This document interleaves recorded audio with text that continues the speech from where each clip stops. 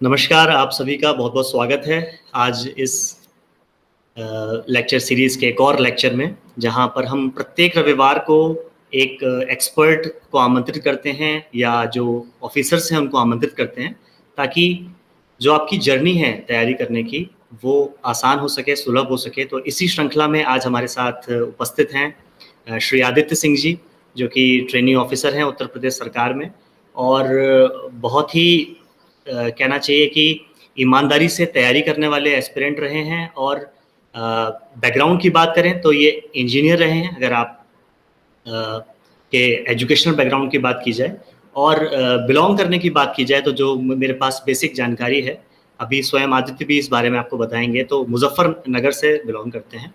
तो बिना किसी देरी के और एक बात और स्पष्ट कर दे रहे हैं यहाँ पर कि क्योंकि ये जो यूपीएससी की तैयारी है, सिविल सेवा की तैयारी है, बहुत ही वास्ट एरिया है। प्रीलिम्स से लेकर इंटरव्यू तक बहुत सारी चीज़ें ऐसी हैं जो बातें जिनके बारे में की जा सकती है। पर क्योंकि आदित्य बहुत रिसेंटली सिलेक्ट हुए हैं और इंटरेस्टिंग बात है यूपी पीसीएस में भी सिलेक्ट हुए हैं और यूपीएससी में भी सिलेक्ट हुए हैं। तो उनको आइडिया है कि जनरल स्टडीज़ की तैयारी कैसे की जाए और इस बात में कोई संदेह नहीं है क्योंकि लगभग मैं भी पिछले 7-8 साल से सिविल सेवा हेतु टीचिंग कर रहा हूँ। तो मैं ये जानता हूँ कि जीएस का जितना इम्पोर्टेंस इस समय है, उतना आज से 10 साल पहले नहीं था। आज से 10 साल पहले जो प्रोसेस था, वो पूरा ऑप्शनल पे बेस करता था। पर अब जीएस का इम्पोर्टेंस बहुत बढ़ गया है, ऑप्शनल का इम्पोर्टेंस खत्म नहीं हुआ है, पर जनरल स्टडीज़ का इम्पोर्टेंस बहुत बढ़ गया है। तो पूरी चर्चा हम आदित्य सिंह से जो करेंगे, आदित्य सिंह जी से जो करेंगे, वो करेंगे जनरल स्टडीज़ के बारे में। तो सबसे पहले तो आदित्य जी आपका बहुत-बहुत स्वागत है। थैंक यू, शुक्रिया। और सबसे पहला सवाल तो यही है, जो बेसिक सवाल है कि आप जो जितना मैं जानता हूँ कि आपने बीटेक किया है और आप मुज़फ्फरनगर से बिलॉन्ग करते हैं। इसके अलावा अपने एजुकेशनल बैकग्राउंड और जो फैमिली बैकग्राउंड है, उसके विषय में आप क्या बताना चाहेंगे? मेरा नाम आदित्य सिंह है। मैं तितावी गांव मुजफ्फरनगर जिले से बिलोंग करता हूं। मेरे फादर फार्मर, मेरी मम्मी हाउसवाइफ और मेरी 2 बड़ी बहनें हैं। मेरी स्कूलिंग 8th क्लास तक गांव में ही हुई। उसके बाद 10th और 12th मैंने मुजफ्फरनगर के एमजी पब्लिक स्कूल से किया। उसके बाद मैंने नोएडा से इंजीनियरिंग की इंफॉर्मेशन टेक्नोलॉजी से। उसके बाद मैंने 1.5 साल तक आईबीएम में काम किया बेंगलोर में और उसके बाद फिर मैंने 2017 में अपनी जॉब छोड़कर सिविल सर्विसेज की प्रिपरेशन शुरू कर दी। तो मेरा बैकग्राउंड इंजीनियरिंग का रहा है, इंफॉर्मेशन टेक्नोलॉजी का और उसके बाद से मैं सिविल सर्विस की प्रिपरेशन कर रहा हूँ। तो एक सबसे बड़ा सवाल जो आमतौर पे आपसे हमेशा पूछा जाता रहेगा कि आपने एक तरीके से इंजीनियरिंग छोड़ के आपने सिविल सेवा ज्वाइन की, जो आमतौर पे हो सकता है आपसे इंटरव्यू में भी आपके सवाल पूछा गया हो। तो हम भी वो जानना चाहेंगे कि वो क्या वजह है कि आईबीएम जैसी बड़ी कंपनी को छोड़कर और इसमें कोई संदेह नहीं है कि सिविल सेवा की जॉब बाहर से दिखने में बहुत आकर्षक है, पर अंदर बहुत सारे चैलेंजेस से भरी हुई है। तो आपने ये जॉब क्यों चुनी और जो शब्द आता है सिविल सेवा, उसी लिए चुनी या आपकी कोई विशेष वजह है तो मुझे बताइए? देखिए, इसकी शुरुआत तो मेरे स्कूल टाइम से ही हो गई थी। मेरा बैकग्राउंड एक गाँव से रहा है, पापा फार्मर है, तो बहुत सारी ऐसी दिक्कतें ग्राउंड लेवल पे देखी जिन्हें देख के लगा कि ये ठीक होनी चाहिए। या फिर कुछ सिविल सर्वेंट्स जिन्होंने मेरे डिस्ट्रिक्ट में सर्व किया, चाहे वो वहाँ के डीएम हों या एसएसपी हों, तो कुछ ऐसे चेंजेस वो लेके आए जिन्हें देख के लगा कि एक ऑफिसर कितने सारे चेंजेस ला सकता है और कैसे वो लोगों की लाइफ को इम्प्रूव कर सकता है। तो मन में प्रेरणा तो तभी जग गई थी। फिर जैसे बीटेक में आया, थोड़ा और जानना कि तैयारी कैसे करते हैं, क्या हम भी कर सकते हैं? तो फिर और लगा कि हाँ, करनी चाहिए। उसके बाद क्योंकि प्रिपरेशन शुरू नहीं की थी और एक अपनी अप्रोच भी तैयार नहीं थी, तो कॉलेज के साथ ही मुझे प्लेसमेंट मिला 4th ईयर में। मैंने जॉब जॉइन कर ली और साथ-साथ मैंने प्रिपरेशन शुरू कर दी। प्रिपरेशन करने के साथ-साथ मैंने पहला अटेम्प्ट दिया 2016 में, जिसमें मेरा नहीं हो सका। तब मुझे लगा कि शायद और डेडिकेटेड एफर्ट मुझे इसके लिए चाहिए। क्योंकि अगर मैं दोनों चीज़ साथ-साथ करूँगा तो कहीं न कहीं मैं अपने ऑफ़िशियल वर्क से भी कॉम्प्रोमाइज़ कर सकता हूँ या ये कॉम्प्रोमाइज़ हो सकता है। तो मैंने 2017 में जॉब छोड़कर फुल फ्लेज प्रिपरेशन करने का सपना लिया।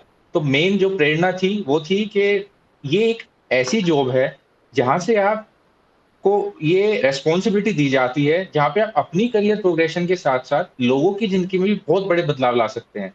आप अगर कोई गवर्नमेंट की स्कीम ही प्रॉपर्ली इम्प्लीमेंट करें, तो उसी से कितने सारे लोगों का भला हो सकता है, आप सोच भी नहीं सकते। आपने कोविड के टाइम में देखा होगा कि लोगों को ऑक्सीजन की अवेलेबिलिटी सुनिश्चित कराना, अभी उन्हें वैक्सीनेशन लगवाना, ये एक हिस्सा है आपकी डे टू डे लाइफ का एज एन एडमिनिस्ट्रेटर, लेकिन एक आम आदमी की ये जिंदगी भी बचा सकता है। यहाँ एक बड़ी इंपॉर्टेंट बात आदित्य ने कही कि आप सोशल सर्विस का एक बहुत अच्छी अपॉर्चुनिटी है और वहाँ आपके पास अथॉरिटी है कि आप सोशल सर्विस कर सकते हो, जो हम गायत्री परिवार के माध्यम से बताते हैं, देव संस्कृति विश्वविद्यालय के माध्यम से यही बात बताते हैं। तो आदित्य ने बड़ी अच्छी बात बोली कि ये अच्छी अपॉर्चुनिटी है। और एक और सवाल इससे जुड़ा हुआ है आदित्य कि आपको लगता है कि आपके एकेडमिक बैकग्राउंड का कोई प्रभाव पड़ता है तैयारी करने में, क्वालिफाई करने में और फिर जॉब करने में? आपको क्या लगता है इस पर? देखिए, एकेडमिक बैकग्राउंड का प्रभाव मेरे केस में मुझे लगा नहीं पड़ा, क्योंकि मेरा इंफॉर्मेशन टेक्नोलॉजी से मैंने बीटेक की थी। जब मैं सिविल सर्विसेज में आया तो मुझे सारे ही सब्जेक्ट शुरुआत से पढ़ने पड़े। कुछ भी पहले से मेरा बेस तैयार नहीं था। तो ऐसे स्टूडेंट्स जो आर्ट्स बैकग्राउंड से आते हैं या अदर बैकग्राउंड से, जिनके मन में एक डाउट रहता है कि कहीं ऐसा तो नहीं कि इंजीनियरिंग बैकग्राउंड के बच्चों का एडवांटेज है, ऐसा नहीं है। ये कोई भी कर सकता है और हम हर साल देखते भी हैं कि हिंदी बैकग्राउंड से, आर्ट बैकग्राउंड से, लॉ बैकग्राउंड से, हर एक बैकग्राउंड से डाइवर्सिटी बहुत ज़्यादा है सिविल सर्विसेज में, और कोई भी आ सकता है। दूसरा सवाल कि क्या मतलब पर्टिकुलर किसी बच्चे को एडवांटेज है या फिर जो जॉब कर रहे हैं उन्हें एडवांटेज है, तो ये टोटली आपके पर्सनल डिस्क्रिप्शन पे डिपेंड करता है। हर साल अगर 800 बच्चे सिलेक्ट हो रहे हैं तो 500 ऐसे हैं जो जॉब के साथ ये एग्जाम क्वालिफाई कर रहे हैं, जबकि बाकी ऐसे हैं जो फुल फ्लेज प्रिपरेशन के साथ कर रहे हैं। ये 2-3 चीज़ों पे डिपेंड करता है। पहला, क्या आप अपनी पढ़ाई को और अपने काम को बैलेंस कर पा रहे हैं? दूसरा, क्या आपको प्रॉपर गाइडेंस है? कई बार होता है कि जॉब के साथ हमें प्रॉपर गाइड करने वाला कोई नहीं होता, तो उसमें हम गलत अप्रोच फ़ॉलो कर लेते हैं, रिपीटेड फेलियर हम एक्सपीरियंस करते हैं। ऐसे केस में फिर अच्छा होता है कि अपना मोरल डाउन किए बिना, अगर आपको लगता है कि आप और अच्छा एफर्ट दे सकते हैं फुल फ्लेज प्रिपरेशन में, तो आपको फिर फुल फ्लेज करनी चाहिए। अदरवाइज़ जॉब के साथ भी बैलेंस हो सकता है। बहुत अच्छा। अब हम लोग अपने जो आज का विषय है उस पर आते हैं कि एक शब्द जो बच्चा जब तैयारी में उतरता है, जब मैंने भी जब तैयारी करी और औरों को भी देखा कि वो सुनते हैं जनरल स्टडीज़ क्या है, ये जीएस क्या है, क्योंकि हमने बचपन से सुना होता है जीके पढ़ लो, अपना जीके अच्छा करो, अपना जनरल अवेयरनेस अच्छा करो, अखबार पढ़ो। तो मैं चाहूँगा कि आप इसको भी एक्सप्लेन कीजिए कि ये जो 3 शब्द हमारे सामने आते हैं, जनरल नॉलेज, जनरल अवेयरनेस और जनरल स्टडीज़, क्या ये एक ही हैं या इनमें कुछ अंतर है? इनमें एक स्लाइट डिफरेंस है अगर आप जनरल नॉलेज और जनरल अवेयरनेस की बात करते हैं। जनरल अवेयरनेस हमारे आस-पास जो भी इवेंट्स हो रहे हैं, जो भी चीज़ें घटित हो रही हैं, उनके बारे में आपको पता होना चाहिए कि भई अभी वैक्सीनेशन चल रहा है, तो किस एज ग्रुप के लिए कौन-सा वैक्सीनेशन सेंटर है, किन लोगों को वैक्सीनेशन नहीं कराना चाहिए, जैसे प्रेग्नेंट लेडीज़ को वैक्सीनेशन अभी नहीं करा रहे हैं। इससे थोड़ा और एक्सटेंड हो जाता है आपका जनरल नॉलेज, जब आप थोड़ा और चीज़ों को जानने लगते हैं। लेकिन इन दोनों में एक सिमिलैरिटी है कि जनरल अवेयरनेस और जनरल नॉलेज ये बेसिकली एक हमें नॉर्मल लाइफ जीने के लिए जानना होता है। यहाँ पे हमें कोई उसके लिए मार्क्स नहीं दे रहा है, कोई हम एग्ज़ाम के लिए प्रिपरेशन नहीं कर रहे हैं। जबकि जनरल साइंस जो है, ये होती है इन डेप्थ नॉलेज इन चीज़ों की। जैसे कि हमारे राष्ट्रपति कौन है? ये जनरल नॉलेज का हिस्सा है, हमें पता होना चाहिए। लेकिन अगर हम जनरल साइंस पढ़ेंगे तो हमें पता होना चाहिए कि कॉन्स्टिट्यूशन के किस आर्टिकल से प्रेसिडेंट सिलेक्ट होते हैं, उनकी कौन-कौन सी पावर्स हैं, वो पार्डनिंग पावर क्या है, अगर उनका इम्पीचमेंट करना हो तो उसके लिए क्या प्रोसेस है। ये जनरल साइंस का पार्ट हो जाता है। और जनरल साइंस की बेसिकली रिक्वायरमेंट आती है किसी एजुकेशनल कॉम्पिटिटिव एग्जाम के लिए, जहाँ पे आपकी नॉलेज चेक होती है उस फील्ड के बारे में। और यूपीएससी में इसी वजह से प्रिलिमिनरी स्टेज पे भी और मेंस एग्जामिनेशन के स्टेज पे भी जीएस की नॉलेज आपकी चेक होती है। तो जहाँ आप जनरल साइंस कह रहे हैं, मुझे लगता है आप जनरल स्टडीज़ कहना चाहते हैं, हाँ, शायद। जनरल हाँ, स्टडीज में मैं जनरल जनरल स्टडीज़। स्टडीज कह रहा हूँ। हाँ, तो जनरल स्टडीज़ आप कह रहे हैं कि जो इन डेप्थ नॉलेज है उसके बारे में, कि अगर उदाहरण देखा जाए तो आपने कहा कि अवेयरनेस ये है कि किसको वैक्सीन नहीं लगनी है, फिर जीके की बात होगी भई वैक्सीन कौन-कौन सी हैं, और डेप्थ में कि ये वैक्सीन कैसे काम करती है, या आरएनए कैसे काम वैक्सीन है, करता क्या है? है? तो ये शायद जनरल स्टडीज़ का हिस्सा हो जाएगा। तो जनरल स्टडीज़ के इम्पोर्टेंस की अगर बात करें, तो थोड़ा और क्वांटिफ़ाई करके अगर आप मुझे बताना चाहें कि अ, कितने नंबर का पेपर यूपीएससी का होता है, उसमें कितना परसेंट जीएस का है, इस तरह से अगर बताएँगे तो शायद बच्चों को और बेहतर समझ में आएगा। देखिए, जनरल स्टडी की शुरुआत आपकी प्रिलिमिनरी एग्जामिनेशन के साथ ही होती है। प्रीलिम्स में 2 एग्ज़ाम होते हैं, एक आपका सीसेट जो कि क्वालिफाइंग है, और दूसरा आपका जनरल स्टडीज़ जो आपको सिलेक्शन प्रिलिमिनरी में दिलाता है। साथ ही साथ आप इसकी कट ऑफ के बेस पे इंडियन फॉरेस्ट सर्विसेज के लिए भी क्वालिफाई करते हैं। जनरल स्टडीज़ में आपको स्टैटिक करंट दोनों चीज़ें पढ़नी होती हैं। शुरुआत से ही, जो आपकी शुरुआत प्रीलिमिनरी में हो जाती है। जैसे कि अगर आप स्टैटिक की बात की जाए तो मैक्रो लेवल पे 6 सब्जेक्ट्स आपके स्टैटिक पोर्शन में आते हैं, जिसमें सबसे पहले पॉलिटी है, दूसरा आपका ज्योग्राफी है, तीसरा हिस्ट्री है, चौथा आर्ट एंड कल्चर है, पांचवा एनवायरनमेंट है, छठा इकोनॉमिक्स है। इसके अलावा एक करंट पोर्शन होता है जनरल स्टडीज का, जो कि हम न्यूज़पेपर से, मैगज़ीन से कवर करते हैं। इन दोनों को मिला के आपका जनरल स्टडीज़ का पेपर तैयार होता है, जिससे आप प्रीलिमिनरी एग्ज़ाम क्वालीफाई करते हैं। इसके बाद आता है आपका मेंस एग्ज़ामिनेशन।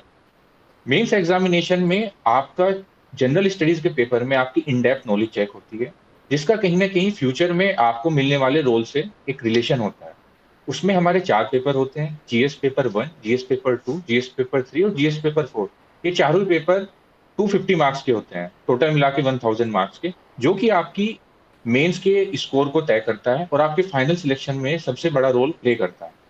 अगर हम जीएस पेपर 1 की बात करें, तो इसमें आपका हिस्ट्री, इंडिया की as well as world history भी आती है। उसके बाद आर्ट एंड कल्चर आता है, सोसाइटी आता है।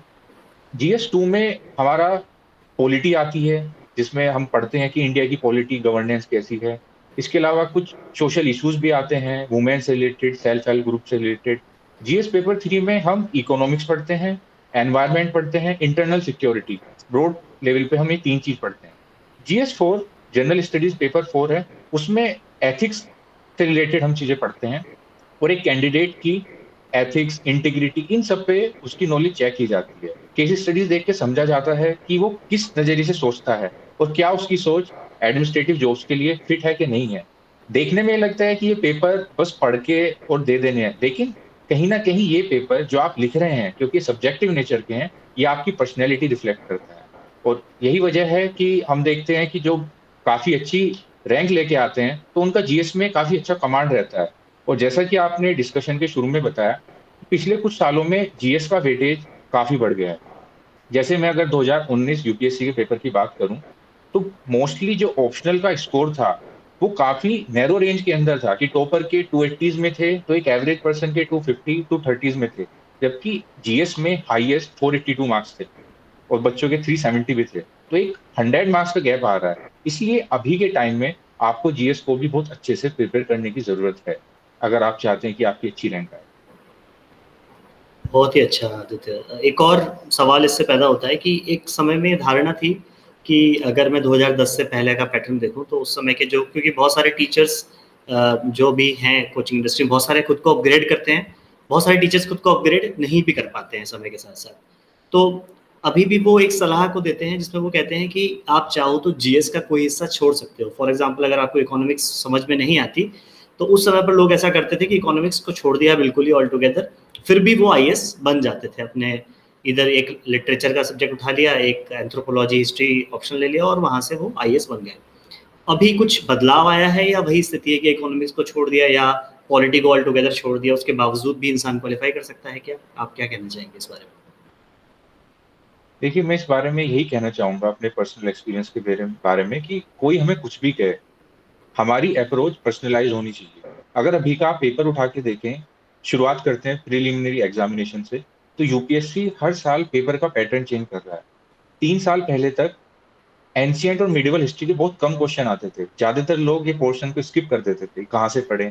अगर आप पिछले साल का पेपर उठा के देखें, तो 20 क्वेश्चन के आसपास आउट ऑफ 100 आपका हिस्ट्री से ही कवर कर रहा था। 97 कट ऑफ गई आउट ऑफ 200, लेकिन अगर आप एंशिएंट और मिडिवल हिस्ट्री छोड़ के गए हैं, तो बहुत मुश्किल है कि आप कट ऑफ क्लियर कर पाओगे। सिमिलरली जब हम मेंस में आते हैं, हमें नहीं पता कि किस पोर्शन से कितने क्वेश्चंस हमारे पेपर में आ जाए। अगर हम पास्ट ईयर के 10 क्वेश्चन 10 साल के क्वेश्चन पेपर को एनालाइज करें, तो हो सकता है हमें समझ आएगा कि इकोनॉमिक्स के 3-2 क्वेश्चन आ रहे हैं। लेकिन आपको ये समझना होगा, ये कॉम्पिटिशन रिलेटिव है। अगर इकोनॉमिक्स से CS3 के पेपर में 15-15 नंबर के 2 भी क्वेश्चन आए 30 नंबर के और आप छोड़ के जा रहे हो, जबकि आपके साथ कम्पीट करने वाले बच्चे उन्हें अच्छे से करके आ रहे हैं, तो आपके सिलेक्शन होने के चांसेस काफ़ी घट जाते हैं। और वो भी ऐसे एग्ज़ाम में जहाँ पे लाखों बच्चों में से सिर्फ अंडर 1000 बच्चे ही सिलेक्ट होते हैं। तो मेरा मानना है कि आप किसी भी पोर्शन को छोड़ के ना जाएँ। दूसरी चीज़ है कि ये डिपेंड भी करता है, कई बार कुछ ऐसी स्थिति उत्पन्न हो जाती है, एग्ज़ाम से पहले आप बीमार हो गए, कुछ ऐसा एक्सीडेंट हुआ, कुछ सिचुएशनल इमरजेंसी ऐसी आई कि आपके पास टाइम नहीं है। ऐसे केस में आपको सिचुएशन के अकॉर्डिंग डिसीज़न लेना होगा। कि अगर आप नहीं कर सकते सब कुछ कवरेज तो आप क्या छोड़ सकते हैं, लेकिन नॉर्मल केस में ऐसा मत कीजिए। ओके, आपके अनुभव से एक और बात जानना चाहेंगे, क्योंकि आपने रिसेंट में ही एग्ज़ाम क्वालिफाई किया है और मैं कहूँगा कि बहुत कम समय में किया है, बहुत अच्छी सफलता आपको मिली है। और एक चीज़ जो शुरू में बताना रह गई कि आपकी 28th रैंक थी यूपीपीसीएस में, जो कि अपने आप में आप टॉपर्स की श्रेणी में आ जाते हैं, और बहुत अर्ली फेज़ में ही, क्योंकि पीसीएस में क्या है, कंपटीशन दिखने में लगता है कि कम है, पर और भी ब्रॉड है, क्योंकि एज उसमें एज जो लिमिटेशन है वो और भी आगे तक है। मेरे ख्याल से यूपी में शायद 40 है और उत्तराखंड में तो 42 है, तो बहुत आगे तक जो पुराने जो खिलाड़ी हैं वो भी उतरते हैं मैदान में, तो वहाँ कंपटीशन और बढ़ जाता है। तो आप अपने अनुभव से ये चीज़ बताइए कि कौन सा ऐसा सब्जेक्ट था, अभी हम तैयारी के बारे में और आगे बात करेंगे, पर एक जो सवाल अक्सर मेरे सामने आता है बच्चों के द्वारा कि इकोनॉमी का उदाहरण लेते हैं, इकोनॉमिक्स का ही, क्योंकि इकोनॉमिक्स थोड़ा सा टेक्निकल सब्जेक्ट होता है, स्पेशली उनके लिए जो जिन्होंने इसको नहीं पढ़ा है स्कूल टाइम पे और जिनका इंटरेस्ट नहीं है, और उनके लिए भी जो इकोनॉमिक्स को केवल शेयर मार्केट समझते हैं, कि उनको लगता है कि शेयर मार्केट की जो स्टडी हमको समझ में नहीं आ रही, इसका मतलब इकोनॉमिक्स भी हमको समझ में नहीं आएगी। तो आपके अपने अनुभव से आपको कोई ऐसा सब्जेक्ट लगता था क्या कि जो स्टार्टिंग में समझ नहीं आता था और आपने उसमें इंटरेस्ट डेवलप किया? वो इंटरेस्ट डेवलप कैसे किया, ये मेरा सवाल है। सबसे पहले तो मैं एक छोटा सा करेक्शन करना चाहूंगा कि मेरी 29th रैंक थी यूपीपीसीएस में। 29th रैंक, ठीक। दूसरा ये कि आमतौर पर ये समस्या आती है क्योंकि हम सभी का डिफरेंट डिफरेंट बैकग्राउंड रहा है। जब इकोनॉमिक्स जैसे सब्जेक्ट को पढ़ते हैं जो हमने पहले कभी शायद 8th 9th क्लास में पढ़ा होगा, वो भी बहुत बेसिक टर्म्स में पढ़ा होगा, तो डर लगता है कई बार कि कैसे क्या क्वेश्चन आ गया, कितना। हम प्रीवियस ईयर पेपर उठा के देखते हैं तो और डर जाते हैं कि कैसे कर पाएंगे। तो ऐसे खासकर यूपीएससी के लिए मैं बताना चाहूंगा, जब भी ऐसा डर हो तो आपको उस डर का सामना करना चाहिए। किसी भी स्टेज पे, चाहे वो प्रिलिमिनरी हो, मेंस हो, इंटरव्यू हो, अगर आप किसी चीज से डर गए तो समझिए कि आपने अपने सिलेक्शन का चांस कम करा लिया। वो आपका पीछा नहीं छोड़ेगा। इकोनॉमिक्स प्री में भी आएगा, आप यहाँ डरोगे वो मेंस में भी आएगा, और हो सकता है पूरा इंटरव्यू आपका आधे घंटे का इकोनॉमिक्स पे निकल जाए। इसके लिए सबसे पहले तो है कि आप एक सोर्स ढूंढिए, आपको पढ़ना कहाँ से है। पहले आप उस चीज पे सेटल हो जाइए। पढ़ने के बाद आप ये सोचिए कि मैं उसे कैसे पढ़ सकता हूँ, क्योंकि कई बार डर हमें इस चीज का लगता है, इतने सारे सोर्स है, मैं क्या पढ़ूं। आपने एक बार अपना सोर्स जब डिसाइड कर लिया, फिर आपको पढ़ना कैसा है, पढ़ने का तरीका अलग होता है। तीसरा चीज है कि थोड़ा उसके बारे में सोचिए, रिलेट करने की कोशिश कीजिए। मैं फॉर एग्जांपल इकोनॉमिक्स के बारे में बताना चाहूंगा। पहले अटेम्प्ट में जब मैंने इकोनॉमिक्स पढ़ी तो मैंने एक काफी मोटी बुक मार्केट से खरीद ली। कुछ टॉपर्स के इंटरव्यू पढ़े थे, मैं उसे पढ़ के काफी डर गया। मुझसे क्वेश्चन नहीं होते थे क्योंकि वो मुझे सूट नहीं कर रही थी। मैंने उसके बाद बाकी लोगों से बात की जो प्रिपरेशन में थे, जो ऑलरेडी क्वालिफाई हो चुके थे, और मुझे पता चला कि और भी सोर्सेज अवेलेबल हैं। मैंने पढ़ा तो मुझे बहुत अच्छा लगा, इंटरेस्ट आ गया। उसके बाद हम डेली बेसिस पे न्यूज़पेपर पढ़ते हैं यूपीएससी की प्रिपरेशन के दौरान, तो उस चीज़ों को रिलेट करिए। फॉर एग्जाम्पल, अभी गवर्नमेंट ने अगर किसी एमएसएमई सेक्टर के लिए कोई स्कीम लॉन्च की है, कुछ फंड दिया है, आरबीआई ने अपना रेपो रेट सेम रखने की डिसीजन लिया है कि भाई मॉनेटरी पॉलिसी कमेटी ने डिसाइड किया है कि हम रेपो रेट सेम रखेंगे ताकि इन्फ्लेशन रेट ना बढ़े, इकोनॉमिक ग्रोथ बढ़ जाए। आप पढ़िए, फिर आप अपनी बुक पे वापस जाइए, देखिए कि मॉनेटरी पॉलिसी कमेटी क्या होती है, रेपो रेट क्या होता है। जब आप एक बार इंटरलिंकिंग करना शुरू करेंगे तो धीरे धीरे धीरे आपका इंटरेस्ट डेवलप होगा, और आप बजाय उसे बर्डन समझने के उसे एंजॉय करेंगे। ये चीज टाइम लेगी, लेकिन हार मत मानिए, डरिए मत, लगे रहिए। तो मैं सवाल फिर से उसमें से जो उसका आखिरी हिस्सा था वो ये था कि आपके हिसाब से आपके लिए क्या वो इकोनॉमिक्स ही था या कोई और सब्जेक्ट था जो एक तरीके से डर बन के सामने आया, या किसी सब्जेक्ट से डर लगा ही नहीं शुरू से? डर तो था, और सबसे ज्यादा डर मुझे पहले अटेम्प्ट में लगा था आर्ट एंड कल्चर से, एंशिएंट और मिडिवल हिस्ट्री से, क्योंकि सोर्स इतना ज्यादा है, और अगर वो चीजें पढ़े तो देखने में लगता है कैसे नाम याद होंगे। इतने सारे किंगडम आए, अलग अलग टाइम पीरियड में अलग अलग जगह पे रूल किया, और यूपीएससी क्वेश्चन काफी इनडेप्थ में पूछता है कि इस पर्टिकुलर किंगडम में क्या घोड़े थे, क्या उस पर्टिकुलर टाइम पीरियड में उनका आर्किटेक्चर कैसा था। ये चीजें ऐसी हैं कि आप जब तक नहीं समझोगे आप क्वेश्चन नहीं कर पाओगे। तो उसके लिए ऐसे ही डर लगा। फिर फाइनली मैंने वही अप्रोच फॉलो की, काफी लोगों से बात की कि क्या सोर्स हो सकते हैं। उन सोर्स को मैंने एक्सप्लोर किया, और फाइनली एक तमिलनाडु स्टेट बोर्ड की 11th क्लास की बुक है, स्टेट बोर्ड की, बहुत अच्छी बुक है। मैंने वो पढ़ी, एक बार पढ़ी समझ नहीं आई, दूसरी बार पढ़ी, मैंने उसे 7-8 बार पढ़ा। और अभी ये है कि मैं अभी भी मुझसे कोई पूछेगा कि एंशिएंट मिडीवल में कौन कब, तो मैं बहुत अच्छे से बता दूँ क्योंकि मेरा इंटरेस्ट डेवलप हो गया। तो जब आप ऐसा करते हैं, सोर्स लेने के बाद थोड़ा सोचिए उसके बारे में, अपने आप आपका इंटरेस्ट डेवलप हो जाएगा। बहुत ही अच्छा बताया आपने। और अब हम आते हैं कि कौन-कौन सा जो मट सब्जेक्ट मटेरियल है स्पेसिफिक। मैं इसमें ये भी चाहूँगा कि आप इसकी लिस्ट बनाकर, हालाँकि बहुत सारी लिस्ट अवेलेबल ऑलरेडी हैं, इंटरनेट पे हैं, उसमें हालाँकि बहुत सारा कन्फ्यूज़न भी है। तो मैं चाहूँगा कि क्योंकि ये जो ग्रुप है हमारा बना हुआ, लगभग 250 लोगों का ग्रुप है और हो सकता है ये और भी एक्सपेंड करे। इसमें बहुत वैरायटी ऑफ बच्चे हैं, हाई स्कूल के भी बच्चे हैं, 10th पढ़ने वाले बच्चे भी हैं और एमबीबीएस किए हुए लोग भी हैं, आईआईटीएन भी हैं, तो बहुत वैरायटी है यहाँ पर। तो फोकस हमारा, क्योंकि ये फाउंडेशन है, गाइडेंस की बात हम यहाँ पर कर रहे हैं, तो ऐसी चीज़ें जो मतलब एक तरीके से स्टैटिक हैं या जो पता ही होनी चाहिए, तो मैं चाहूँगा कि उनकी एक लिस्टिंग करके अभी आप बता भी दीजिए और साथ में उसकी लिस्ट बनाकर आप हमको अगर दे देंगे तो हम वो बच्चों के साथ शेयर कर देंगे। क्योंकि रिसेंट में ही आपने चीज़ों को समझा है और आपके आपके फ़ॉर्मूले असर हुए तभी आप क्वालिफ़ाई किए हैं। तो वो आप शेयर करेंगे तो बहुत अच्छा रहेगा बच्चों के लिए। अभी फ़िलहाल तो आप बता दीजिए कि क्या-क्या फाउंडेशन के लिए क्या-क्या पढ़ने की आवश्यकता देखिए, सबसे पहले तो मैं एक जनरल अप्रोच बताना चाहूँगा, प्रिलिमिनरी, मेंस दोनों के लिए। क्योंकि मैंने खुद काफ़ी चैलेंजेस फेस किए हैं, क्योंकि मेरा कोई ऐसा बैकग्राउंड नहीं था, गाइडेंस में भी इश्यू था और मैंने कुछ सेटबैक्स भी फेस किए हैं। तो मैं एक जनरल अप्रोच बताना चाहूँगा, जो मैंने पर्सनलाइज़्ड एक्सपीरियंस मैंने लिया है और मेरे दोस्त जो भी ऑलरेडी सर्विस में हैं, हम सबके लिए जिस चीज़ों ने काम किया है। देखिए, सबसे पहला, अगर हम प्रिलिमिनरी एग्ज़ाम की बात करते हैं सबसे शुरुआत में, 3 चीज़ें बहुत इम्पोर्टेंट होती हैं। पहला होता है कि आप मिनिमम सोर्स, जो कि आपका पूरा सिलेबस कवर कर लें, उन्हें अच्छे से करें।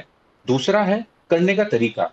कई बार होता क्या है कि हम बुक्स उठा ली, हम करते जा रहे हैं, हमें लगता है चीज़ें तैयार हो गई, लेकिन एग्ज़ाम में हम उसे डिलीवर नहीं कर पाते। उसके लिए मॉक टेस्ट बहुत ज़रूरी है। और तीसरा मल्टीपल रिवीज़न। जैसे अगर प्रीलिम्स की बात की जाए, तो देखिए, स्टैटिक के लिए 6 बुक्स हैं, 6 सब्जेक्ट्स हैं, इन सब की स्पेसिफिक बुक्स हैं जो सब करके जा रहे हैं। तो मेरी आपसे ये रिक्वेस्ट है कि आप भी वही सोर्स फॉलो करिए, क्योंकि ये कॉम्पिटिशन रिलेटिव है। कुछ यूनिक करने की कोशिश मत करिए, हो सकता है वो आपका जो वहाँ पे चांसेस हैं सिलेक्शन के, उसे कम करा दें। शुरुआत करते हैं हिस्ट्री के लिए। हिस्ट्री के 3 पोर्शन हैं, एंशिएंट, मिडीवल, मॉडर्न।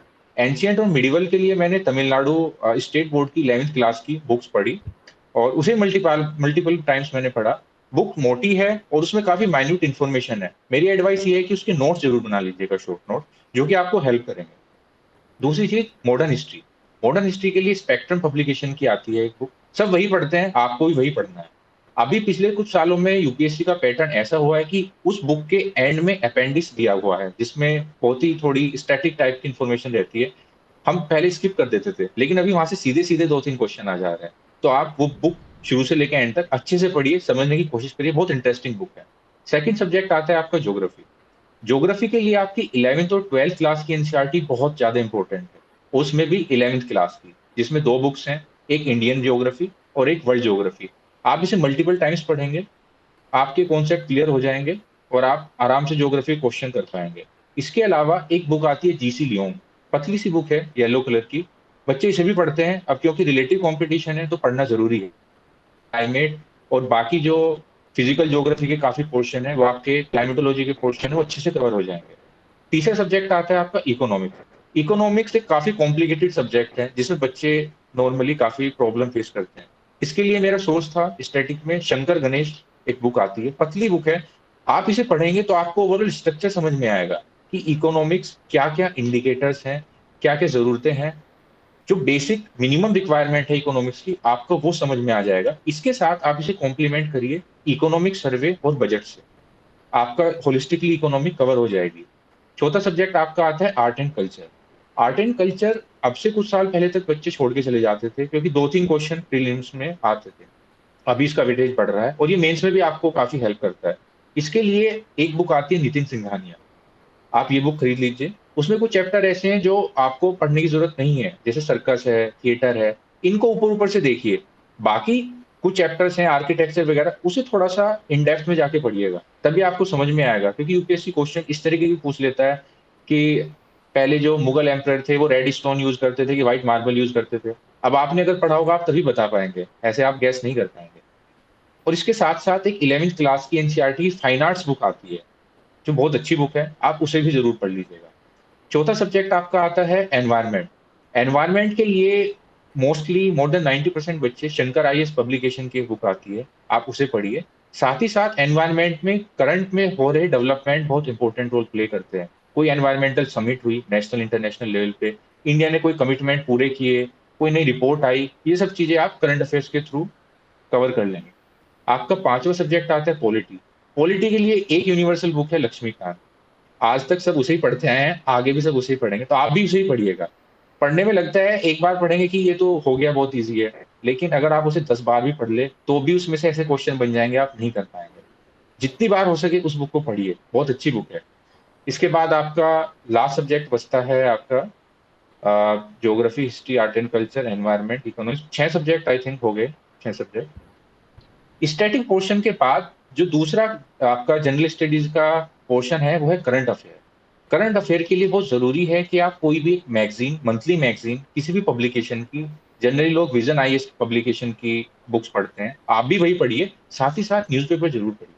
उसका रीजन ये है कि आप जो स्टैटिक में आप पढ़ते हैं या जो आपने बाकी जगह से पढ़ा है, करंट अफेयर से आप उसकी एप्लीकेशन देखते हैं कि गवर्नमेंट ने कोई स्कीम लॉन्च की या कुछ साइक्लोन के बारे में आपने ज्योग्राफी में पढ़ा, आप न्यूज़पेपर में पढ़ते हैं कि कैसे साइक्लोन ने कितना डिस्ट्रक्शन कर दिया, कैसे गवर्नमेंट ने प्रिपरेशन की उसकी कैजुअलिटी को कम करने के लिए, हमारी कैपेसिटी बिल्डअप करने के लिए।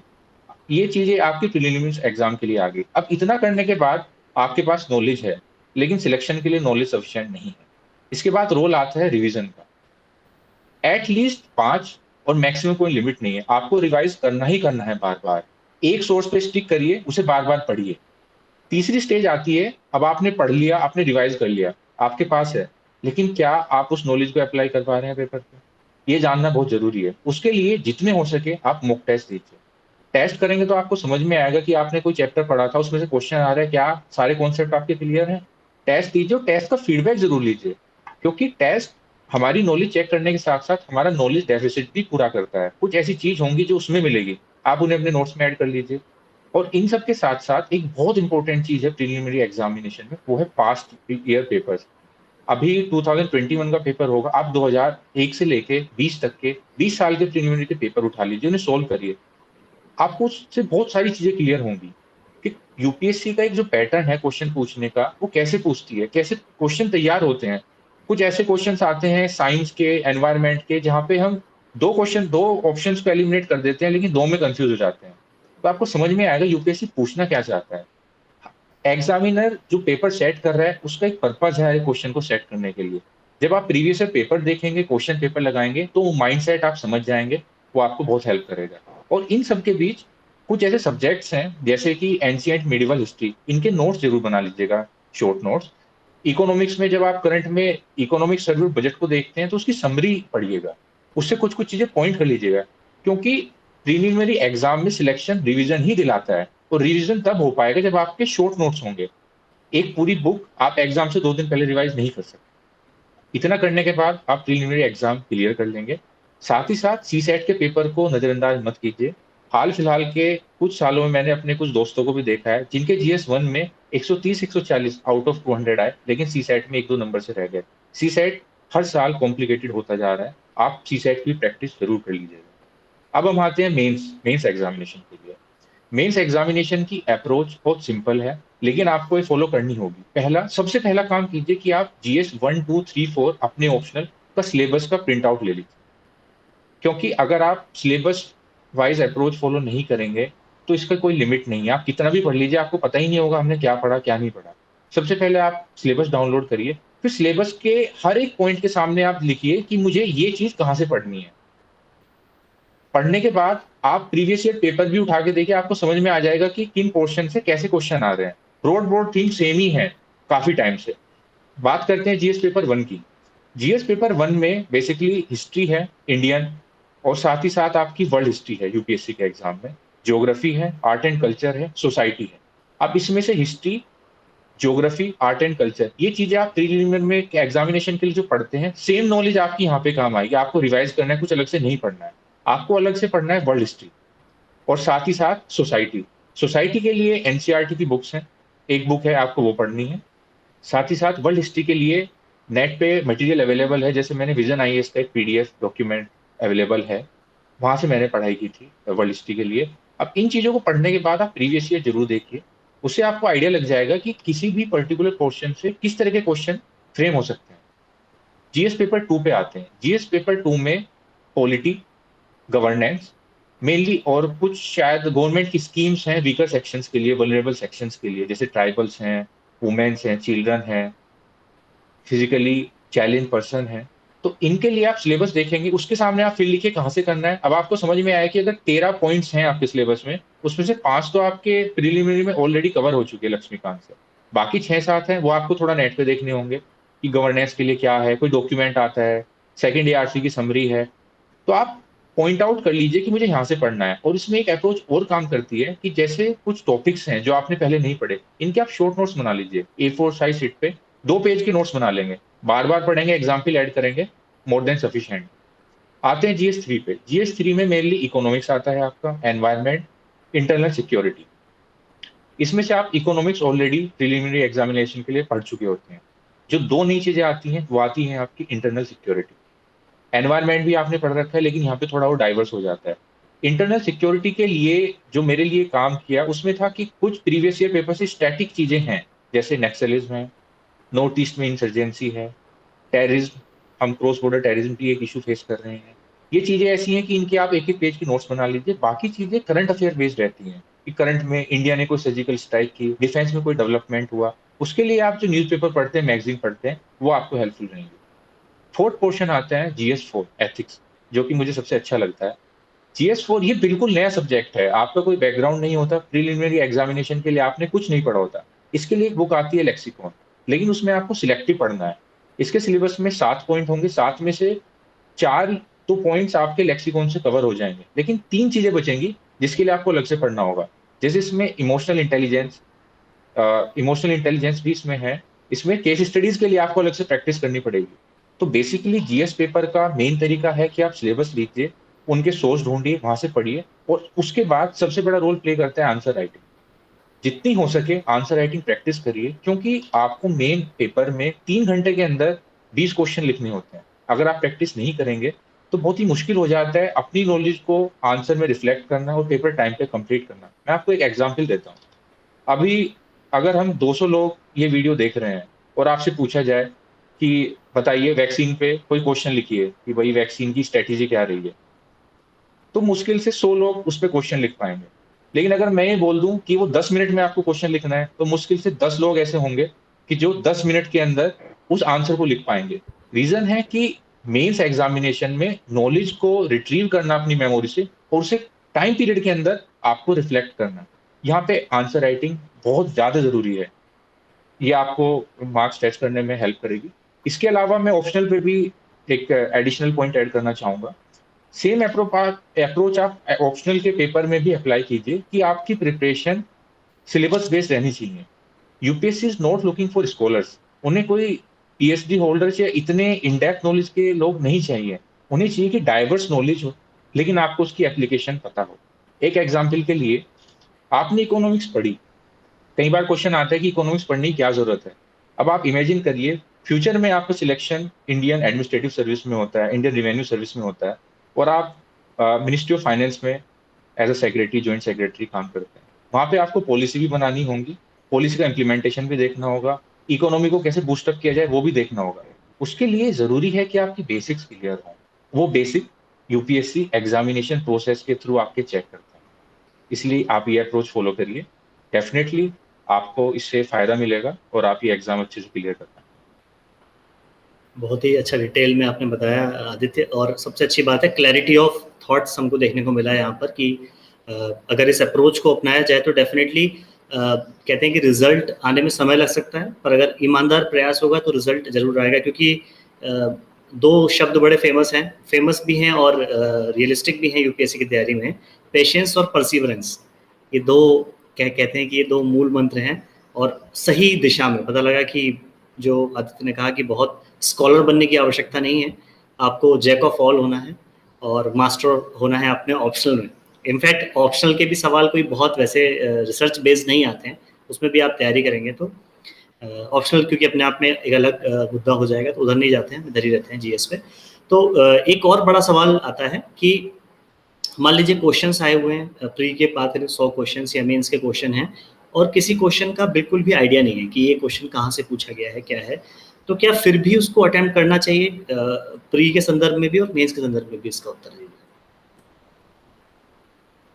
देखिए, किसी क्वेश्चन को ना आना भी काफ़ी सारी चीज़ें शो करता है। एक है कि हमने बिल्कुल आइडिया नहीं है, बिल्कुल हमें ब्लाइंड गेस करना पड़ेगा।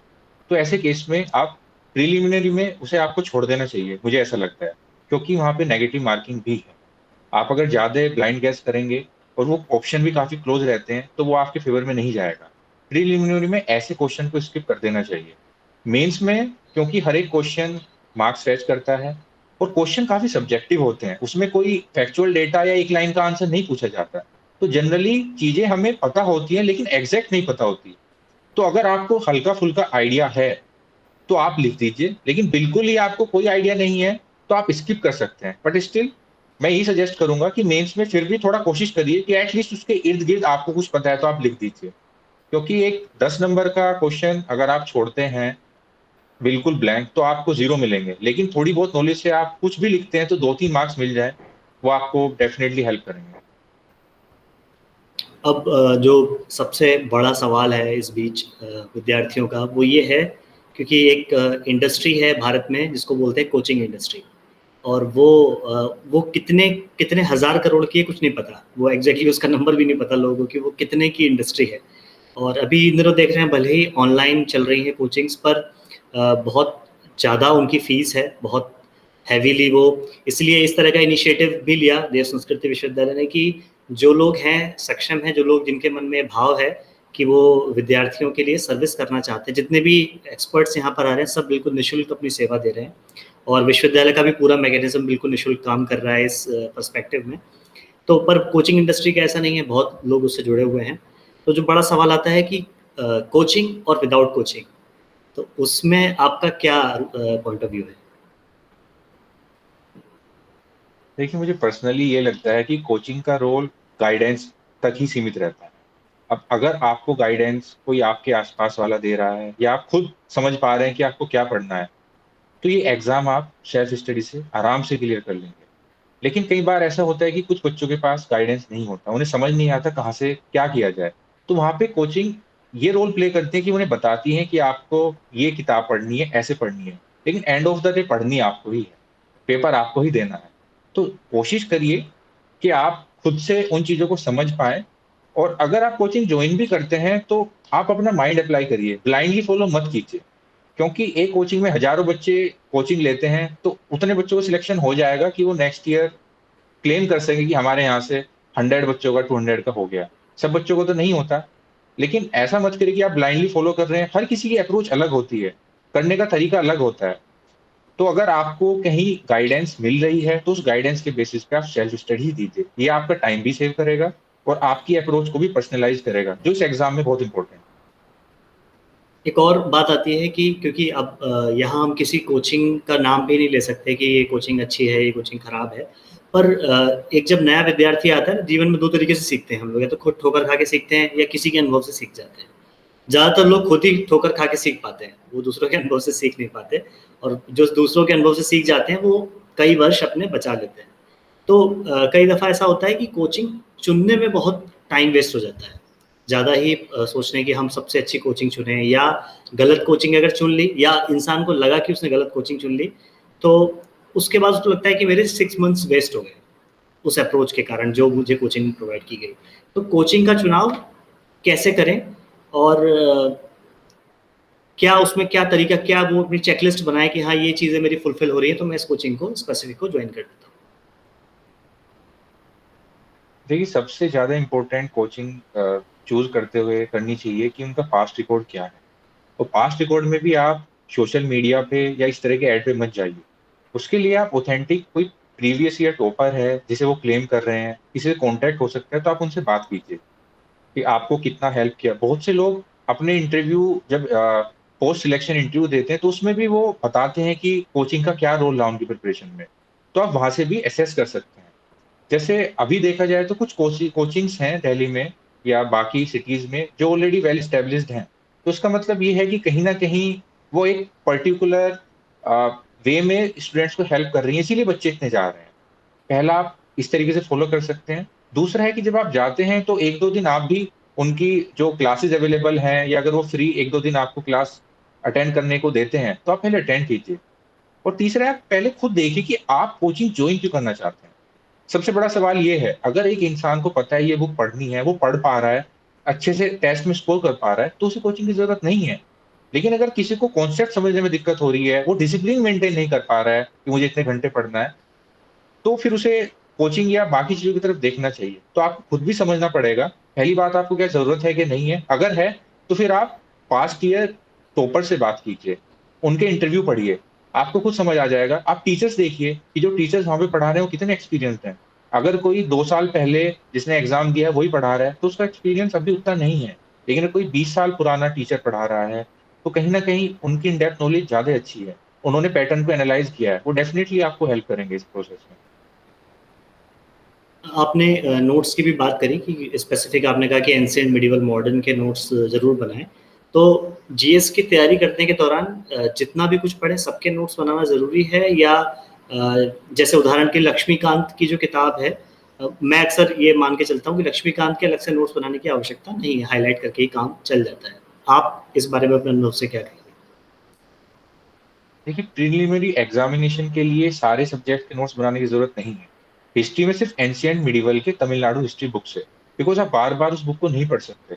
और जब आप नोट्स होते हैं, तो आप ईज़िली रिलेट कर पाते हैं, आपका एक माइंड मैप बन जाता है।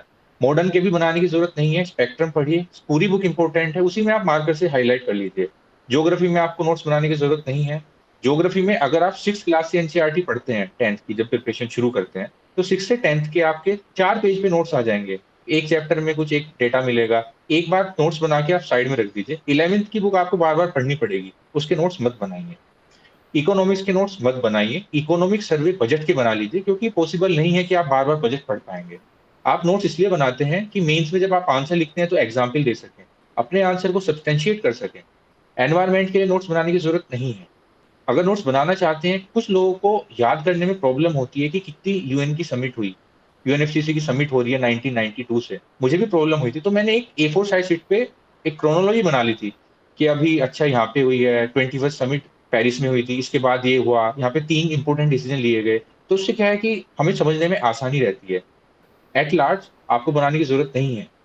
उसके बाद आती है आपकी art and culture. Art and culture में भी आपको नोट्स बनाने की कोई ज़रूरत नहीं है। नोट्स का रोल जो इम्पोर्टेंट है वो है मेंस में, क्योंकि मेंस एग्जामिनेशन में कुछ चीज़ें ऐसी हैं जो आप पहली बार पढ़ते हैं, जैसे मैंने बताया गवर्नेंस है, उसके अलावा आप इंटरनल सिक्योरिटी पढ़ते हैं, पेपर 1 में आप आर्ट एंड कल्चर या सोसाइटी से रिलेटेड कुछ पढ़ते हैं। ये चीज़ें ऐसी हैं, टाइम कम रहता है, प्रीलिम्स और मेंस के बीच में मुश्किल से 4 महीने का टाइम पीरियड मिलता है, उसमें आपको चीज़ों को पढ़ना भी होता है, उनके टेस्ट भी देने होते हैं और बार-बार रिवीजन भी करना होता है। अब ये पॉसिबल नहीं है कि अगर आप एक बुक उठा के पढ़ने लगें। 30-40 बुक हैं, सारी पढ़ेंगे तो नहीं हो पाएगा। उसका सबसे अच्छा तरीका ये रहता है कि जब प्रीलिम्स एग्ज़ाम आपने दिया, उसके तुरंत बाद अगले 20 दिनों में आप टारगेट करिए कि सिलेबस की जो चीज़ें पढ़ी नहीं हैं, उनके आप छोटे-छोटे नोट्स बना लें, ताकि आगे 3 महीने में उन्हीं नोट्स को रिवाइज़ करके टेस्ट दे सकें और अपनी प्रिपरेशन को अच्छी बना सकें। यहाँ पे नोट्स का रोल आता है। तो वो आपको खुद देखना होगा कि कैसे आपके लिए क्या चीज़ बेस्ट करेगी। लेकिन मेंस के लिए मैं पर्सनली सजेस्ट करूँगा कि जो टॉपिक्स आप पहली बार पढ़ते हैं, उनके शॉर्ट नोट्स ज़रूर बना लीजिएगा और ये काम आप अपने ऑप्शनल में भी ज़रूर करिएगा। ओके। एक और सवाल आता है इस समय कि आजकल क्योंकि जब से कोविड का लॉकडाउन हुआ है और इस बीच क्या हुआ है कि ऑनलाइन मटेरियल की भरमार हो गई है, चाहे यूट्यूब चैनल्स हों या वेबसाइट्स हों। कुछ एक वेबसाइट्स हैं जो बहुत लोग इनको बताते हैं, टॉपर्स बताते हैं, इनसाइट्स ऑन इंडिया है, मृणाल है और ये आईएएस बाबा है। तो आप इसमें क्या कहना चाहेंगे कि वेबसाइट्स को इनको फॉलो करना ठीक है या ज़रूरी नहीं है? देखिए, यहाँ पे मैं फिर से एक बात कहना चाहूँगा कि आप पे पर्सनली डिपेंड करता है। एग्ज़ाम्पल के लिए कुछ लोग होते हैं जो सेल्फ स्टडी करते हैं, खासकर मेंस के लिए, प्रीलिम्स के लिए। अब पूरे दिन जब पढ़ते हैं तो कुछ एक उन्हें चाहिए होता है कि एक ऐसा पॉइंट मिल जाए जिससे एक वो हल्की सी डिसिप्लिन मेंटेन रहे, उन्हें पता रहे क्या चल रहा है। तो लोग रेगुलर बेसिस पे इन साइट पे विजिट करते हैं। प्रीलिम्स के टाइम पे डेली क्यूज देंगे, तो उनका एक क्वेश्चन बेस तैयार हो जाएगा। मेंस के टाइम पे ये साइट्स डेली कुछ क्वेश्चंस अपलोड करती हैं, 3 या 4 क्वेश्चन। वो डेली जाते हैं, प्रैक्टिस करते हैं और रख देते हैं। इससे क्या होता है कि डेली उनकी आंसर राइटिंग की प्रैक्टिस भी होती है, एक डिसिप्लिन मेंटेन हो जाती है। लेकिन अगर आप ऑलरेडी कोई टेस्ट सीरीज फॉलो कर रहे हैं, फिर आपको ये करने की ज़रूरत नहीं है। उसका रीज़न ये है, एक तो आपकी अटेंशन डाइवर्ट होगी, आपका टाइम मैनेजमेंट भी जाएगा और जब आप अलग-अलग डायरेक्शन में भागने की कोशिश करते हैं, तो एफर्ट आपके उतने होलिस्टिकली पिन पॉइंटेड नहीं आ पाते। जैसे शुरुआत में मैंने भी कोशिश की कि इन साइट्स पे आंसर लिख पाऊँ, लेकिन बाद में रियलाइज़ हुआ, पहली चीज़ तो कि कोई आंसर्स रिव्यू करने वाला नहीं था। आपने पोस्ट भी किया, अब आप तब तक चेक करते रहेंगे कि मेरा आंसर रिव्यू किया कि नहीं किया। उसमें आपका काफ़ी टाइम वेस्ट हो गया। उससे अच्छा मुझे लगा कि आप किसी कोचिंग की टेस्ट सीरीज़ ऑनलाइन कर लीजिए। अगर आपका ग्रुप है तो आप आपस में आंसर लिख के एक-दूसरे को दिखाइए। आपका टाइम इफेक्टिवली यूटिलाइज़ होगा। But again it totally depends on you, आपके लिए क्या काम करता है। ओके। एक और सवाल जो बहुत बार पूछते हैं विद्यार्थी, वो ये है कि जैसे पता लग गया आप भी शेयर करेंगे जब अपना बुक्स की की लिस्ट शेयर करेंगे, तो आमतौर पे मैं देखता हूँ कि विद्यार्थी तुरंत गए कहीं, जहाँ भी पटना गए, दिल्ली गए, इलाहाबाद गए, सारी किताबें इकट्ठे ले आए और घर पे लाके एक सुंदर सी लाइब्रेरी बना लेते हैं वो। तो इसमें पर्सनली जो मैं उनको बोलता हूँ, कहता हूँ थोड़ी-थोड़ी किताबें लो और उनको पढ़ते रहो, रादर देन इकट्ठी एक साथ अगर समुद्र में कूद जाओगे तो समझ में नहीं आएगा अब ये पढ़ें कि ये पढ़ें। तो इसमें आपको क्या लगता है कि एक बार में सारा मटेरियल ले लें या धीरे-धीरे करके करेंगे? देखिए, जैसे मैंने आपको बताया कि स्पेसिफिक सब्जेक्ट्स की स्पेसिफिक स्टैंडर्ड बुक्स हैं, आप वही लीजिए, उसे ही लेके आप पढ़ते रहिए। आप अगर बुक्स के पीछे भागना शुरू करोगे तो उसका कोई अंत नहीं। ये मत करिए, आप कलेक्शन शुरू करते हैं तो उसके 2 नुकसान हैं। पहला तो आपके ऊपर प्रेशर आता है कि मुझे सारी पढ़नी है। दूसरा है, अगर आप नहीं पढ़ पाते तो आप फिर इंफीरियर फील करते हैं। आपका मोटिवेशन लो हो जाता है कि मैंने तो अभी ये बुक भी नहीं की, अब मैं क्या करूँगा? और आपकी जो अप्रोच है, जो प्रिपरेशन है, वो भी काफ़ी हैफ़ेज़ार्ड हो जाती है कि कल आपने दूसरी बुक पढ़ी, आज आपने दूसरा, आप रिवाइज़ ही नहीं कर पाते और अगर आप रिवाइज़ नहीं कर पाओगे, तो फिर बहुत मुश्किल है कि आप अपना बेस्ट एग्ज़ाम में दे पाओ। बहुत अच्छा है, और आपने मतलब समराइज़ वे में, एक समरी के फॉर्म में और बहुत क्लैरिटी के साथ सब बताया है। और थोड़े से ही संपर्क में मैंने जाना कि बहुत व्यक्तित्व भी आपका बहुत विनम्र है और बताने का तरीका, क्योंकि आपने खुद एक्सपीरियंशियल लर्निंग की है, तो उसमें बहुत ही क्लैरिटी है जो मुझे लग रहा है। और मुझे ये भी लग रहा है कि विद्यार्थियों तक जब ये पहुँच रहा है तो उनको भी उनका बहुत टाइम बच रहा है, रिसर्च करने वाला टाइम, कि अब ये चुनें कि ये चुनें। तो मैं विद्यार्थियों से ये ज़रूर कहूँगा कि ये कोई आस्था चैनल नहीं है कि यहाँ पर आपको केवल अच्छी-अच्छी बातें सुननी है और फिर भूल जानी है, ऐसा नहीं है। आपको अच्छी यहाँ सुननी है, प्रैक्टिकल बातें, और उसको अप्लाई करना है। जब तक उसका एप्लीकेशन नहीं होगा, हम यहाँ किसी किसी को भी बुला लें, कोई भी आ जाए, तो कोई बहुत उसका लाभ नहीं होने वाला है। लाभ इसी चीज़ में है कि जो बातें, जो जैसा कि आदित्य बार-बार कह रहे हैं कि थोड़ा मटेरियल लाएँ, उसको ईमानदारी से पढ़ें और रिवाइज़ करें। अब बड़ी बात ये आती है, जो फिर से सवाल उठता है, आपके ज़हन में भी आया होगा ये सवाल, कि एक फ़ेज़ ऐसा आता है जीएस पढ़ते हुए स्पेशली, क्योंकि देखिए जो मुझे लगता है जो कोचिंग का सिस्टम है या जितनी भी चीज़ें, वो जीएस के कारण ही चल रही हैं। क्योंकि अगर केवल ऑप्शनल की बात होती तो इंसान एक सब्जेक्ट में डूब के पकड़ बना सकता है, पर जब वैरायटी ऑफ थिंग्स पढ़ता है, तभी उसे कन्फ्यूज़न क्रिएट होता है कि मुझे ये समझ नहीं आ रहा, ये नहीं आ रहा, अब मैं किससे पूछूँ, कहाँ जाऊँ? तो एक फ़ेज़ ऐसी आती है जहाँ सैचुरेशन होता है कि अब इतना पढ़ लिया, हमें तो कुछ याद ही नहीं रह रहा है, हम सब भूल जा रहे हैं, क्या हो रहा है ये हमारे साथ? और ये एक फ़ेज़ आता है सबकी लाइफ़ में 6 महीने बाद, 1 साल बाद, कि आपने जो 1 साल पहले पढ़ा था, लगता है कि अरे! ये तो मिक्स हो गया सब। तो उसमें आपका क्या सजेशन है कि ये जो ओशन ऑफ नॉलेज है, ये जो वैरायटी ऑफ चीज़ें हैं, इनको दिमाग में कैसे मैनेज करें? देखिए, अगर सैचुरेशन आ रहा है तो कहीं न कहीं ये शो कर रहा है कि हमारे पास मोटिवेशन नहीं है, आगे बढ़ने का। हम अपने आप को एक बीच समंदर में पाते हैं कि अब यहाँ से कहाँ जाएँ? ऐसी सिचुएशन में 2 रास्ते होते हैं। एक, आप इस चीज़ के बारे में सोच-सोच के डिप्रेस्ड हो जाएँ और अपनी प्रिपरेशन लो कर दें या फिर माइंड डाइवर्ट करने के लिए आप मूवी देखने लगें या कुछ हो जाए। दूसरा होता है कि आप ऐसे उसमें अपनी नॉलेज को चेक करिए कि जो मैंने पढ़ा है, क्या ये काम का है, क्या नहीं है? टेस्ट लगाइए। अगर प्रिलिमिनरी एग्ज़ाम की प्रिपरेशन कर रहे हैं, तो आप मॉक टेस्ट दीजिए। टेस्ट में अगर आपके 120 आए, आपका मोटिवेशन बढ़ जाएगा, आपको लगेगा अरे 120 आ गए, मैं 150 भी ला सकता हूँ, तो आप पढ़ेंगे।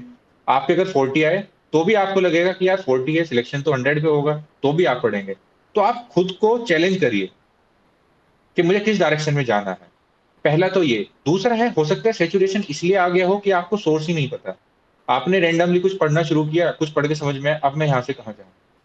तो इस केस में है कि आप अपने आस-पास देखिए, कौन लोग आपकी हेल्प कर सकते हैं। अगर आपके आस-पास कोई है, आप उससे पूछिए। अगर आप किसी कोचिंग का या किसी गाइडेंस प्रोग्राम का हिस्सा है, तो आप अपनी बात वहाँ पे शेयर कीजिए कि मैं इस सिचुएशन में हूँ और मुझे ऐसा यकीन है कि अपने एक्सपीरियंस के बेसिस पे वो डेफिनिटली आपकी हेल्प कर पाएँगे। बट ऐसी चीज़ में कभी भी रुकिए मत, क्योंकि आप रुक जाएगा तो बाकी के लाखों लोग आगे निकल जाएँगे। एक-एक दिन, एक-एक मिनट आपके लिए बहुत इम्पोर्टेंट है।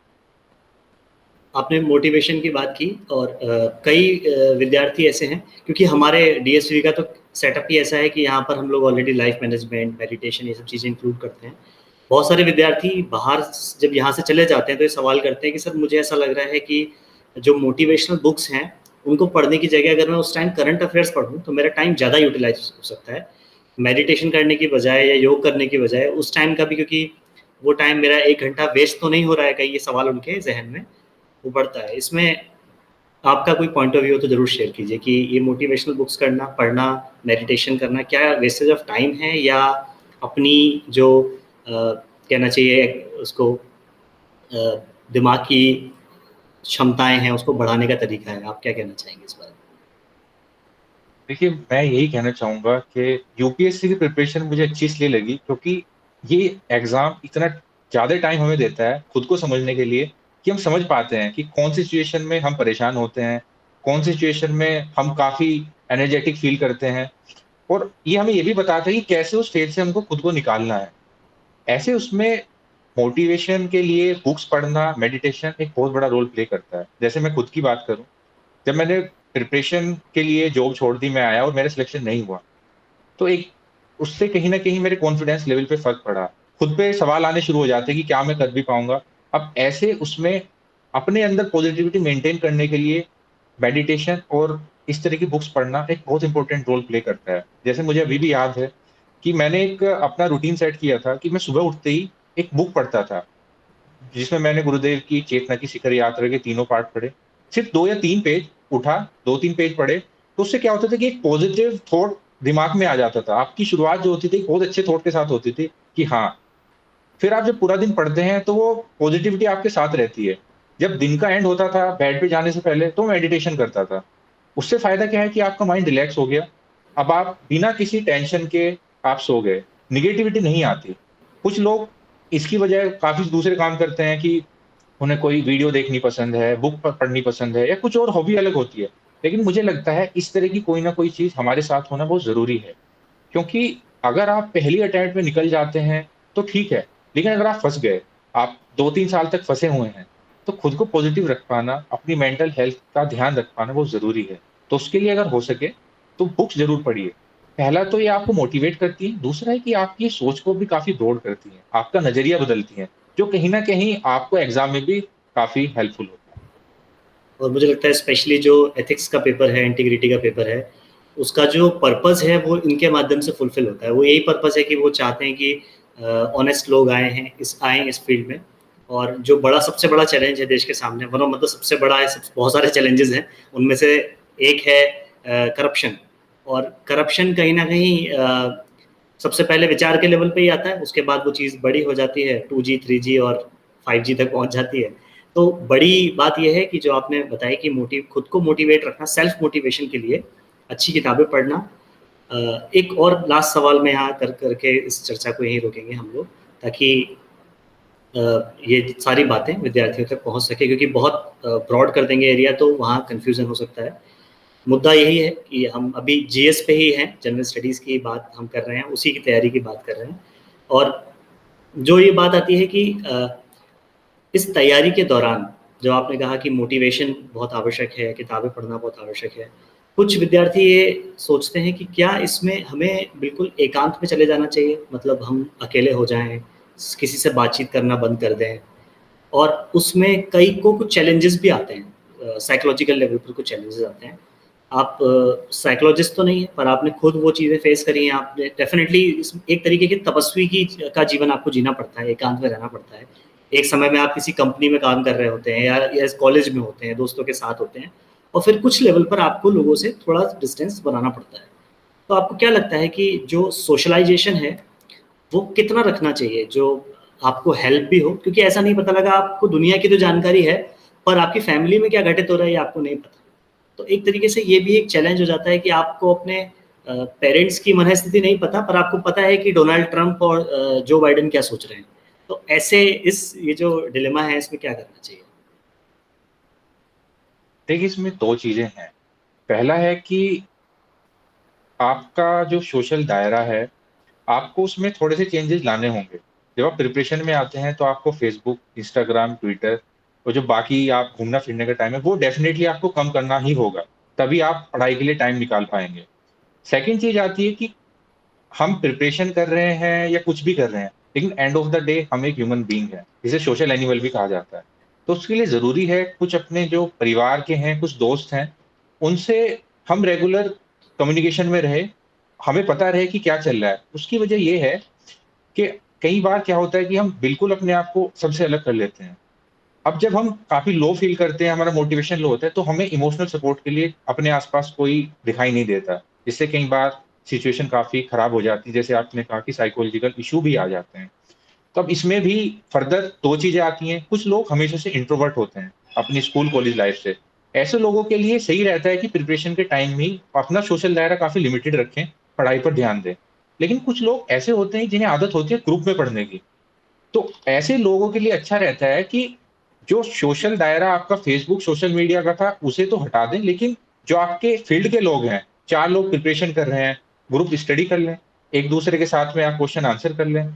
तो आपको देखना होगा आपको कैसे पढ़ने में ज़्यादा अच्छा है। लेकिन एक चीज़ मैं ऐड करना चाहूँगा कि जब आप यूपीएससी प्रिपरेशन में आते हैं, यूपीपीसीएस की आते हैं, किसी भी एग्ज़ाम की, तो आपको बहुत स्पेसिफ़िक होना होता है। आपको सोचना होता है कि यहाँ पे एक-एक मिनट बहुत कीमती है। ऐसे लोगों के साथ जो या तो तैयारी नहीं कर रहे हैं या फिर काफ़ी नेगेटिव हैं, उनके साथ ज़्यादा टाइम स्पेंड मत कीजिएगा और बाकी अपनी कोशिश करिए कि आपकी पर्सनल और जो आपकी प्रिपरेशन है, वो दोनों लाइफ बैलेंस रहे। तो बहुत-बहुत धन्यवाद आदित्य जी, आपसे बात करके बहुत कुछ सीखने को मिला। मुझे भी बहुत कुछ सीखने को मिला, और एक हमेशा जब भी चाहे वो सिविल के एस्पिरेंट हों या सिलेक्टेड कैंडिडेट हो, दोनों से ही बात करके बहुत कुछ नया सीखने को मिलता है, क्योंकि वो लोग लगातार अपडेट खुद को कर रहे होते हैं। और अभी इस सेशन के बाद विद्यार्थी भी अपने कुछ क्वेश्चंस मुझे भेजेंगे, और मैं चाहूँगा कि निरंतर आप हमसे जुड़े रहें, और जो भी क्वेश्चंस हैं Q&A के माध्यम से उसको आंसर करते रहें। वो क्वेश्चंस अगले सेशन में जब भी आपके पास समय होगा, क्योंकि बहुत व्यस्त रूटीन है आपका अनडाउटेडली, क्योंकि वो आपकी प्रायोरिटी है जो आप अभी इस समय सेवा कर रहे हैं कोविड टाइम्स में। चाहे वो पुलिस ऑफिसर्स हों, चाहे एडमिनिस्ट्रेटिव ऑफिसर्स हों, आप जैसे सभी ने बहुत अच्छी भूमिका निभाई है। और ये निसंदेह एक बात है कि हम चाहें तो घर में अपने ड्राइंग रूम में बैठकर बहुत सारी बातें कहें कि एडमिनिस्ट्रेशन अच्छा काम नहीं कर रहा है, ये यहाँ ऐसा हो रहा है, वैसा हो रहा है, पर जो देश चल रहा है वो कहीं ना कहीं सिविल सर्वेंट्स का उसमें बहुत बड़ा योगदान है। इस बात से कोई भी इनकार नहीं कर सकता, और स्पेशली हम लोग तो बिल्कुल नहीं कर सकते, क्योंकि हम उसकी तैयारी करा रहे हैं, और जो विद्यार्थी आपको सुन रहे हैं वो उसकी तैयारी करना चाह रहे हैं। तो मैं आपके प्रति पूरे विश्वविद्यालय परिवार की ओर से, गायत्री परिवार की ओर से आपका धन्यवाद प्रेषित करता हूँ। इन विद्यार्थियों की ओर से आपको धन्यवाद देता हूँ, और आपसे निवेदन भी करता हूँ साथ में, क्योंकि आप हमारे परिजन हैं। पहले आप हमारे परिजन हैं, फिर आप अधिकारी हैं, तो हमारे लिए एक परिवार का हिस्सा है। तो मैं चाहूँगा कि निरंतर आपका मार्गदर्शन जब भी, क्योंकि वहाँ भी कॉम्प्रोमाइज़ ना हो और यहाँ भी विद्यार्थियों को लाभ मिलता रहे। और अभी इस सेशन के बाद जो क्वेश्चंस पूछेंगे, मैं उन क्वेश्चंस को सम अप करके फिर से आपसे एक इस तरह की एक चर्चा कर लूँगा, ताकि क्योंकि क्वेश्चंस, बहुत सारे क्वेश्चन रिपीटेशन मोड पे होते हैं। मुझे लगता है बहुत सारे जीएस से जुड़े हुए सवालों का उत्तर तो यहाँ मिल गया होगा। एक ही चीज़ बचती है कि वो लिस्ट आप शेयर कर देंगे, और उसके बाद हम लोग आगे देख लेंगे। एक और सबसे बड़ा मुद्दा आता है राइटिंग स्किल वगैरह का, उस पर हम अलग से बात कर लेंगे। तो बहुत-बहुत धन्यवाद। अंत में आप भी अगर कुछ और कहना चाहें तो आप कुछ अंत करना चाहें, कंक्लूसिव रिमार्क कुछ देना चाहें तो दे सकते हैं। मैं यही कहना चाहूँगा कि आपकी प्रिपरेशन में कुछ चीज़ें बहुत इम्पोर्टेंट रहेंगी, जो हमेशा अपने साथ रखिएगा। पहला, पर्सनलाइज़्ड स्ट्रैटेजी। आपको खुद सोचना होगा, आपको आगे कैसे बढ़ना है। पहले एक प्लान बनाइए, डेली का, मंथली कैसे क्या करना है, प्लान बनाइए। दूसरा है कंसिस्टेंसी, जो कि आपने अभी सुना, वो बहुत ज़रूरी है। एक कहावत भी है, करत करत अभ्यास के जड़ुमति हो सुजान, रस्सी आवत जात से सिल पर परत निशान। इस प्रिपरेशन में बहुत ज़रूरी है। तीसरा है मोटिवेशन। बहुत चीज़ें आएँगी, सिलेक्शन नहीं होगा, 1 नंबर से रुक गया, 2 से रुक गया, जो मैंने भी फेस किए हैं। हार मत मानिए। आपको नहीं पता कि आप अपनी जीत के कितने नज़दीक हैं। एक दृढ़ निश्चय के साथ आगे बढ़िए, आपका सिलेक्शन इसमें नहीं होगा तो कहीं और होगा, कहीं न कहीं तो होगा। लेकिन बी पॉजिटिव और हमेशा हाइली मोटिवेटेड रहिए। चौथा है कि हमेशा याद रखिए कि सक्सेस, फेलियर हमारे हाथ में नहीं है। हम एफर्ट डाल सकते हैं। लेकिन लाइफ में हमारे खुद के लिए, बाकियों के लिए एक विज़न हमेशा क्लियर रखिए कि मुझे लाइफ में करना क्या है। कुछ भी हो जाए, कभी अपनी वैल्यू के साथ कॉम्प्रोमाइज़ मत करिए। अपनी पर्सनल लाइफ में भी, अपनी प्रोफेशनल लाइफ में। और अगर आप इन चारों चीज़ों को फ़ॉलो करते हैं, तो मुझे पूरा विश्वास है कि आप ज़रूर कामयाबी आपको मिलेगी और आप इस एग्ज़ाम को बहुत अच्छे से क्लियर करेंगे। बहुत बहुत धन्यवाद आदित्य जी, बहुत बहुत धन्यवाद, थैंक यू वेरी मच।